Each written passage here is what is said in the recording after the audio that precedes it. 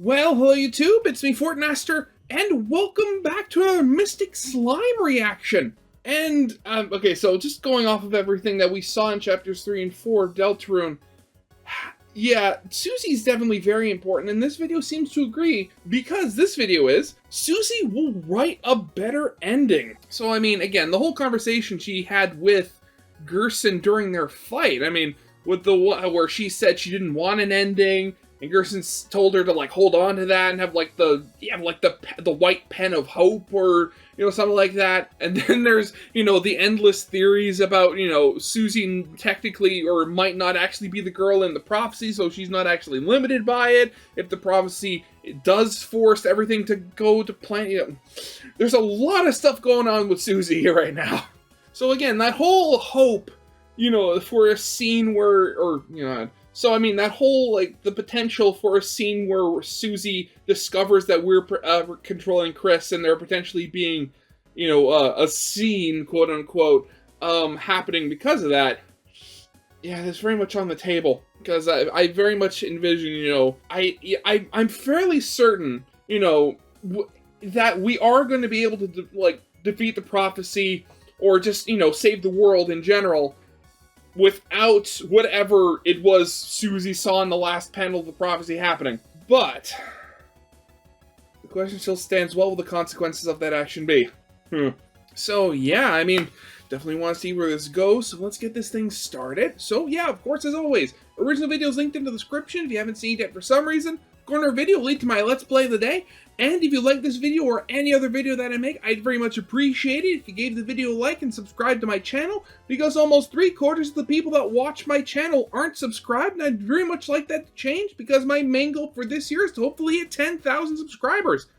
But yeah, with all that out of the way, let's get this thing started then, shall we? I'll be honest, after chapters 3 and 4, I've been really sobered on the idea of theorizing about Deltarune. It was so much different than any of us could have possibly expected. Oh god, yeah. Every theory the community had about these chapters going in was proven so wrong by the end of it. I mean, god, yeah, that is one of the, I mean, again, almost every idea, I mean, apart from like a few like Mike and Tana, but I can't help but feel, a lot of the I don't want to use the word disappointment, but a lot of the tonal whiplash, I guess you could say would be a better word, would be just from the fact that we thought Deltarune was going to be a lot more formulaic than it's turning out to be. Because again, a lot of so many people thought that chapter 3 was gonna, follow a similar, a similar flow of events of chapter 4, where we'd, potentially have a section involving the Weird Root with Toriel or something like that. But no, we thought the rest of the game was going to be like chapter 2, and it was not. I mean, again, going back to my old theory was I suspected that there were going to be more than just 2 roots, and that it was going to be multiple different kinds of weird roots, depending on if based on the whole thing with Toriel being the potential person you do the weird root with, where you could either go at destructive, fire magic, or alternatively, again, given that she's an overprotective mother, just have her break things by having Chris not interact with anything. But no, I honestly, I am excited to see what comes next, because I mean, granted, the next chapter is going to be a year, so I don't know if there's going to be any new special events, if Toby's going to do another Spamton sweepstakes or something similar to that. I honestly don't know. Honestly, I do want to see, I hope that Toby puts out more newsletters, because even just those were really fun and did help. But yeah, things are definitely not going in a direction we thought they were. At least for the most part. Not that it's a bad thing. In fact, I actually think it's much better if it goes in a direction we don't expect. Toby wouldn't even be half the writer he is if we were able to predict what happens next. But this is all to say that it has me apprehensive to make any crazy guesses about the next chapters, to say the least. I mean, I never even felt like my own theories about the game were ever all that great anyways. But even in the face of all that, I still technically have one theory in the back of my mind. One that I just haven't been able to shake despite my best efforts. And it's that by the end of this story, Susie will become one of the greatest characters of all time. Not just in Deltarune, but in all of fiction. After chapter 4 especially, she's being set up to be someone truly amazing. The only person with enough hope to change a seemingly unshakable prophecy. But even outside of whatever might happen in the future, I think that she's already one of my favorite characters of all time. God, I even go as far as to say that she might just be the best character Toby has written, and we're only at the halfway mark. Now, I probably don't need to explain to you why Susie is so great. Toby isn't exactly subtle when it comes to this character and her development. I mean, it is the main focus of multiple chapters. Everyone gets Susie, but I think that's a part of why her character is so special right now. After the new chapters got released, it feels like nobody can agree on anything. No matter what you say, somebody disagrees, and an argument is sure to break out. Heck, people are doing 180s on previously untouchable characters like Sans and Toriel. But the single God, the amount of memes I've seen of the artists depicting the scene where, you know, the second Chris sees it, the soul just downloads the entirety of the genocide Sans fight from Undertale. Oh God. exception to that rule I've seen is Susie. No matter where you go, who you ask, everybody loves Susie. Now, a large part of that might be because her character traits and growth throughout the game are way less subtle than other characters Toby has written, and she's generally a very likable character with a great personality. But I think there's more to it than just that. After all, Toby has written tons of super likable characters with great personalities. No, I think it's because right now, in a time where the future of Deltarune's story has never looked more bleak, Susie represents hope. She is the single light in the darkness that can make a better future. But to explain why, first we need to talk about freedom. Before chapters 3 and 4, everyone thought that the theme of freedom in Deltarune's narrative was mainly related to just Chris. The player's soul controlling Chris is clearly a major plot point, and Spamton reinforces this, acting as a parallel to them being a puppet controlled by some higher being. We know this. Again, I can't remember which video I said it in before, but like, I really do wonder how much like our perspective and our view of things in Deltarune was kind of morphed and affected by the fact we only had like chapters 1 and 2 for so long. Like, I think I was specifically talking about Spamton at the time, and but like the idea, again, like we were stuck with chapters 1 and 2 for so long that we thought that the entire rest of the game was going to be formulaic, copying off chapter after 2. And again, going to chapter 3, where, you know, the whole Backrooms minigame, where it gives off a lot of hints about, you know, like the weird route and how to do it when you got Noelle in chapter 2 and stuff like that. And the whole idea that, you know, that might have been when you were supposed to find out or were supposed to like figure out the possibility of the weird route. I really do wonder, like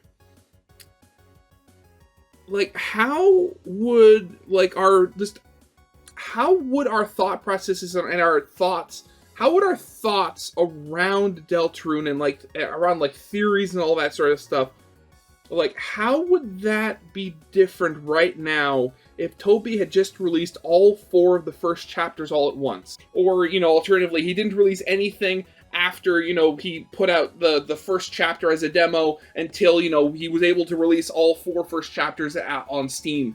And while none of that has changed, it's become clear that freedom is a concept not only relevant to Chris, but the whole story. Chapter 4 in particular tackles this head on with the prophecy and the idea of predestination. The prophecy is shown to be this absolute unbreakable course of events. A story which will play out exactly as foretold, and has already happened precisely as it's been written to the finest detail. It's a story Something I just realized. So, Rousey has said that he knows basically the entire... Rousey has said that he knows the entire prophecy. And, that's part of the reason why he's holding back, because he doesn't know what to do with all this knowledge. Something I'm just realizing is, why was he surprised about the Knight creating the Titan? Like, if he knows the entirety of the prophecy, wouldn't, the whole bit in the prophecy, like, of Chris and Susie and them defeating the Titan, wouldn't that be already in the prophecy? Because during the battle, he specifically says, once the Titan heals back up after you fight it for a bit, like, oh, what we guys have to do is just keep fighting. Like the idea that, they are going to be the Titan, is in the prophecy, but the prophecy didn't say how they were going to beat it. And then Gerson shows up.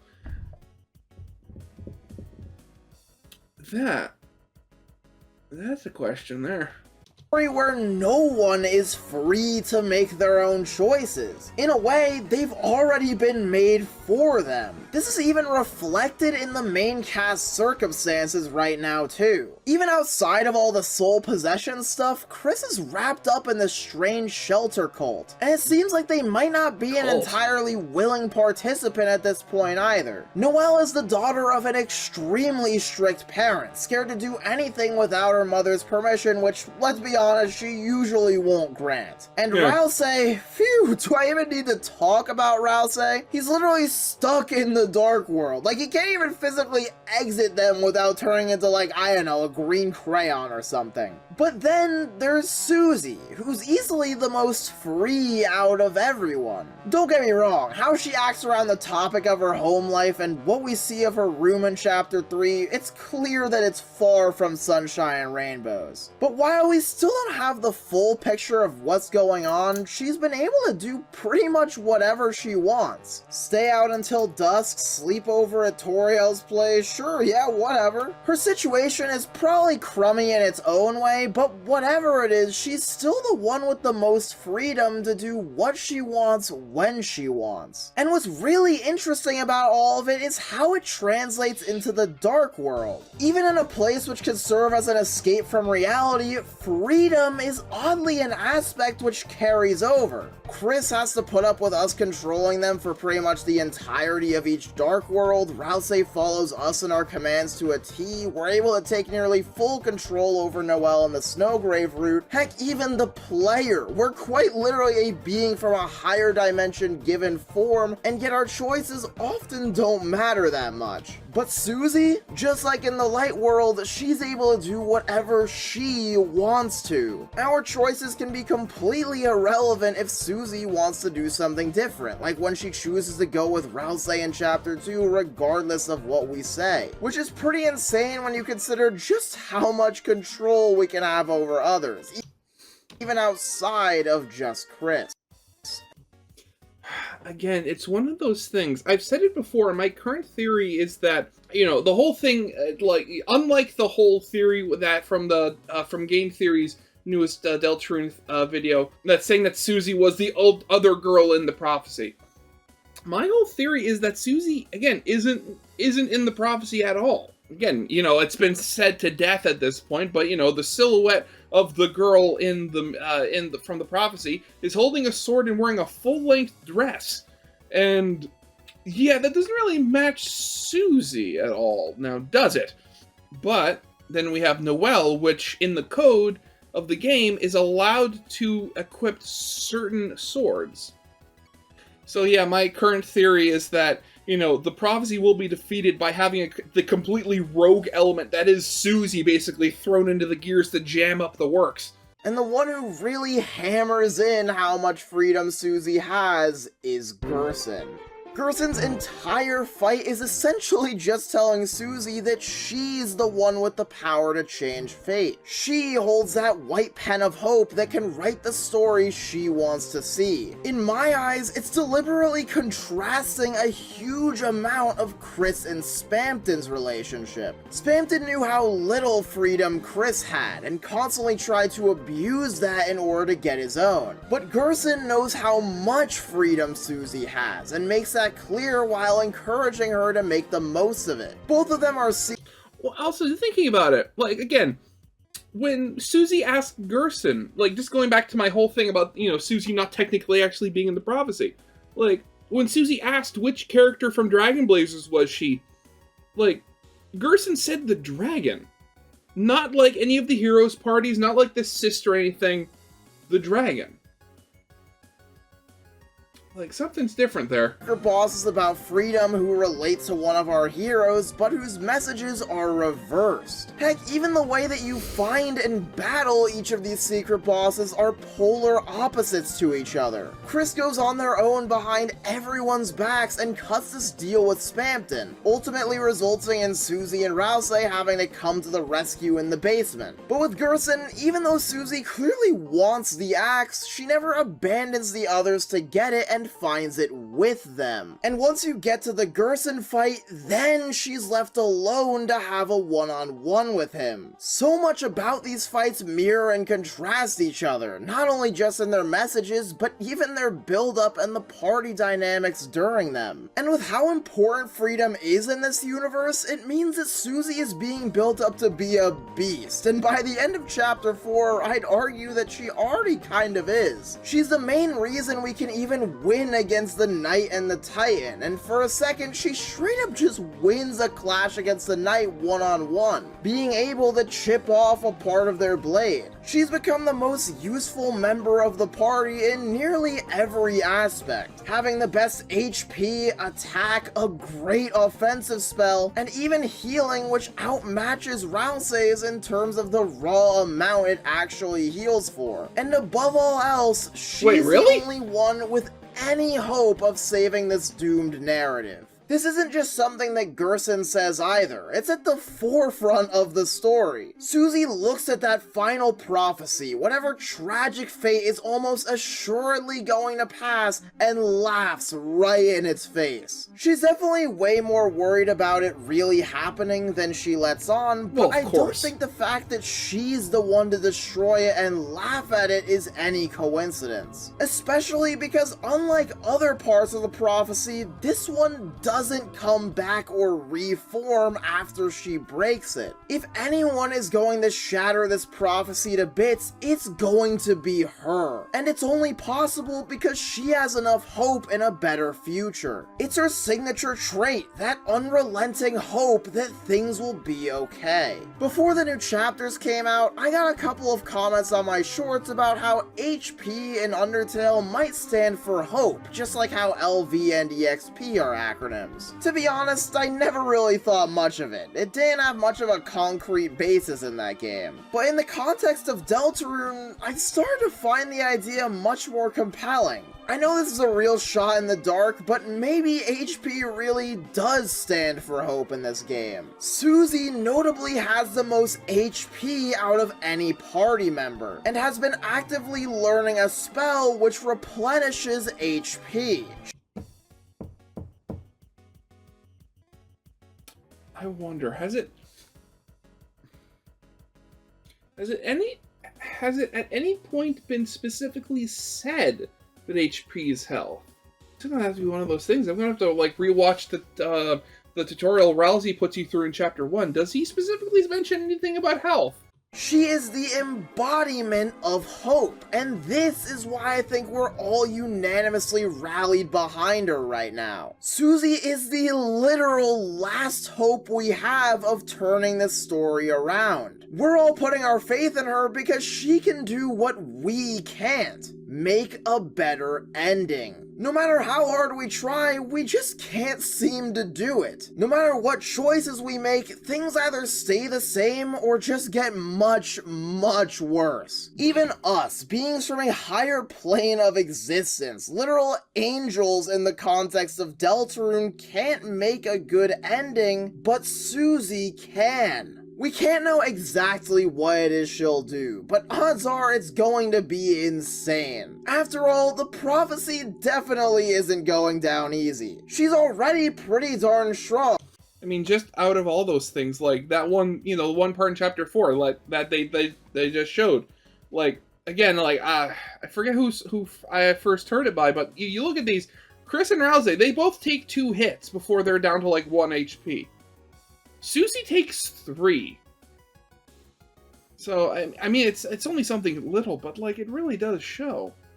Prophecy definitely isn't going down easy. She's already pretty darn strong, and we're only barely past the halfway point. I can't imagine how crazy she'll get by the end of this game. Whatever she does, there's no doubt in my mind that it'll result in some of the best moments in all of Deltarune and Undertale. But to level with you for a moment, the reason that I like her so much is because of her arc with healing magic, and specifically this moment. Oh god, yeah.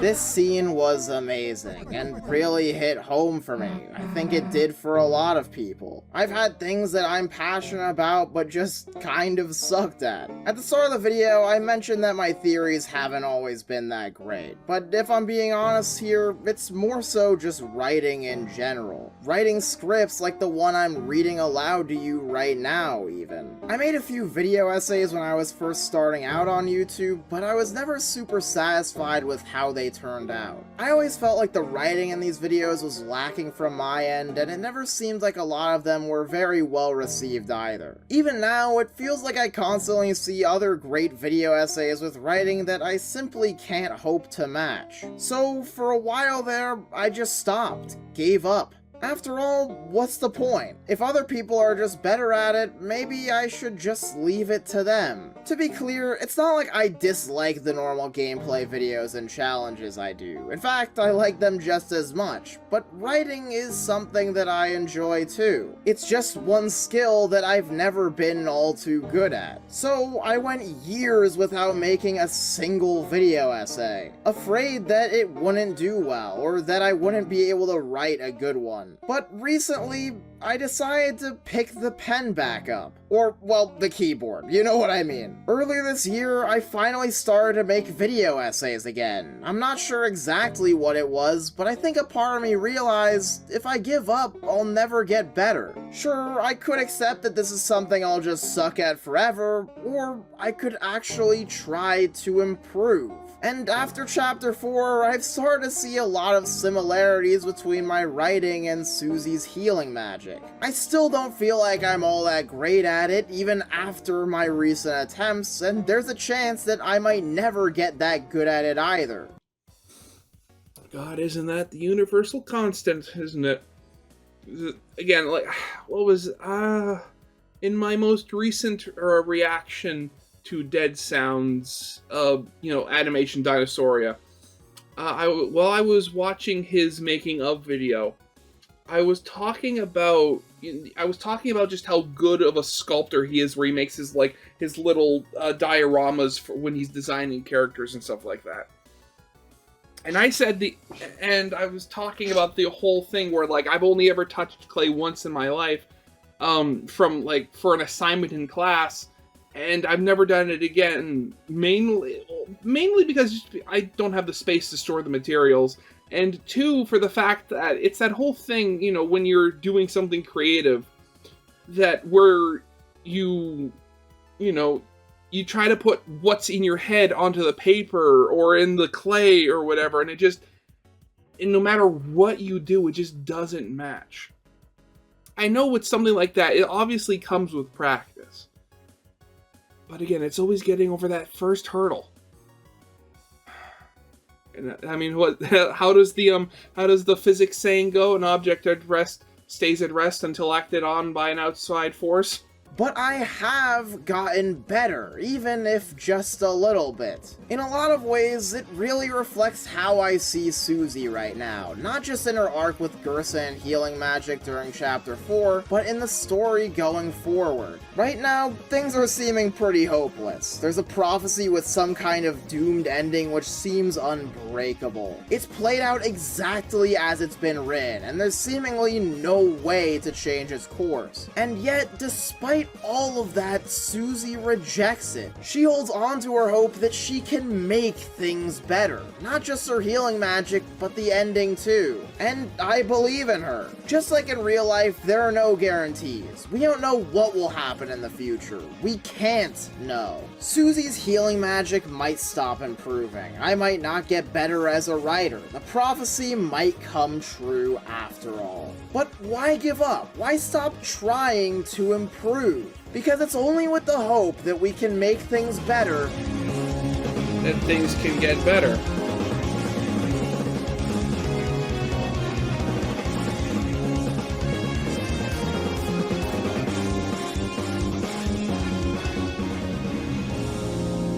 that we can write a better story. Yeah, just going back to the whole like Susie's healing, like again, it's like maybe it's just because like when I'm playing, I focus much more on items and stuff like that. I don't usually like use TP for healing because I usually try to get, you know, the fights over as quickly as possible.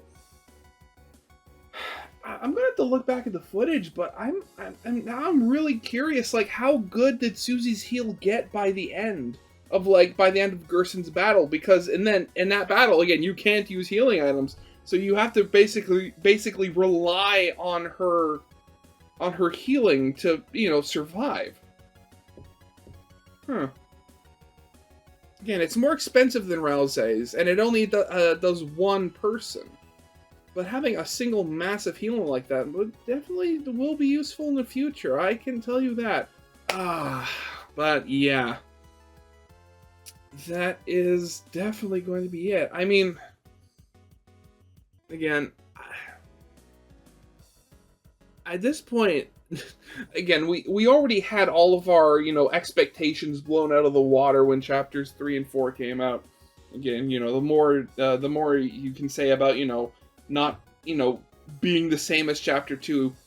So at this point, like, literally anything is possible. Will Susie actually discover that, you know, we're the ones controlling Chris? If she does, what's going to be the reaction? I saw the one. I saw I saw one of like those joke. I saw one of a meme picture where somebody said like, "Oh, what we think will happen." Like, "Oh, was I friends with Chris? Was I friends with this entity? Oh, what's going to happen?" Well, in reality, what's going to happen was, "Yay, 2 friends!" Ah, God. Again, like, I still really hope that eventually we'll, like, whether we get our, like, the Goner body we designed or something, like, we'll get the chance to actually communicate with them properly. But honestly, like, again, at this point, literally anything can happen. So yeah, that's definitely going to be it for now. So yeah, I hope you guys liked. If you did, leave a like, subscribe if you have not, and I'll see you guys next time. Goodbye.